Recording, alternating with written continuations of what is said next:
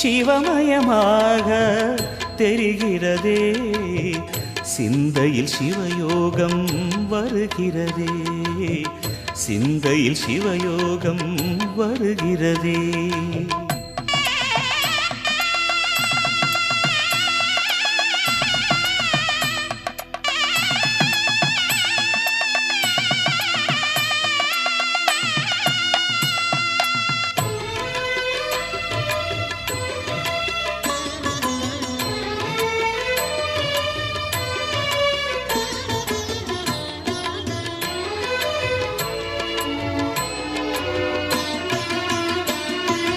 யுகம் 4 தாண்டியே முகம் வேறு காட்டியே ஜகம் யாவும் ஆழ்கின்ற அருணாச்சலா.